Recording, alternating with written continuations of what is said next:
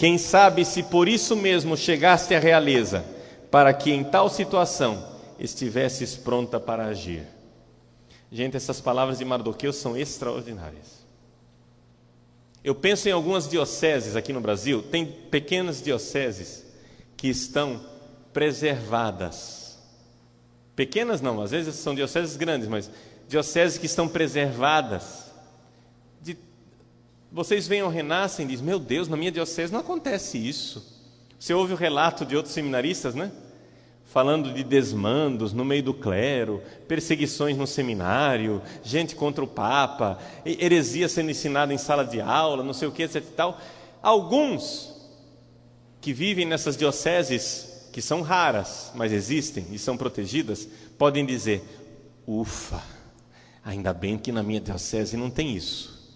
Essa é a atitude inicial de Esther, que diz assim, ufa, ainda bem que eu estou no Palácio Real. Mardoqueu diz para ela, não pense que você vai salvar a sua vida, porque você está no Palácio Real, porque você está num seminário protegido, porque você está numa paróquia de ouro, porque você está na sua pequena ilha de paz. Mardoqueu diz para Esther, se você não agir agora, a salvação e a libertação virão aos judeus. A salvação virá, a libertação virá. Não por você, virá de outro lugar. Não pense que Deus depende de você. Se você não colaborar com a salvação do povo de Deus, a salvação virá de outro lugar. E você perecerá. Deus colocou você, Esther, no Palácio Real. Para quê? Você, privilegiada, tivesse a ocasião de colaborar com Deus. Isso é um privilégio. Dar a sua vida para colaborar com Deus. Agora, se você não fizer isso, se você não arriscar a sua vida por Deus e pela salvação do povo de Deus, não se preocupe. Deus salvará o seu povo apesar da sua traição, apesar da sua covardia, apesar da sua safadeza, apesar da sua mesquinharia, apesar da sua vileza, apesar de você ser um verme. Deus salvará o povo, apesar de você ser um padre, traidor, herege, safado, imoral, adúltero. Deus salvará o seu povo, apesar de você, sua víbora, sua desgraça vestida de estola e casula, seu blasfemo, seu cachorro, seu danado ao inferno com Satanás e com os seus anjos. Deus salvará a sua igreja, apesar de você, seu cão luciferino.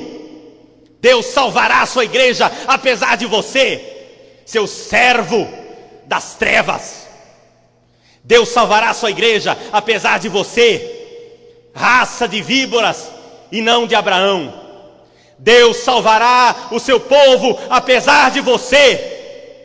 Mas se você foi colocado no Palácio Real, se você foi colocado no seminário, se você foi colocado no sacerdócio, se você foi coroado de glória e de esplendor no dia da sua ordenação, com vestes de rei, revestido de casula, ungido como um rei, se você é rainha, como Esther, se você é rei, sacerdote do Altíssimo, é porque Deus quer usar você para a salvação do seu povo. Se você, víbora perversa, trair esta vocação, Deus salvará o seu povo sem você, e você perecerá. Essa é a verdade. Essa é a verdade. Deus nos fez sacerdotes para fazermos o bem à sua igreja. E precisamos estar dispostos a dar a vida. Seja homem e não um espectro de homem. Viril, corajoso e de valor. Dê sua vida.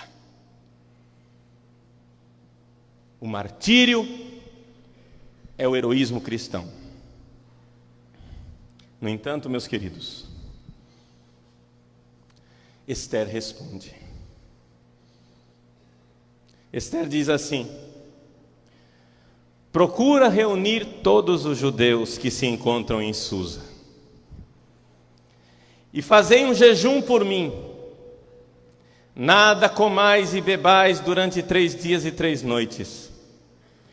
Também eu, com minhas escravas, jejuaremos da mesma forma. Depois me apresentarei ao rei.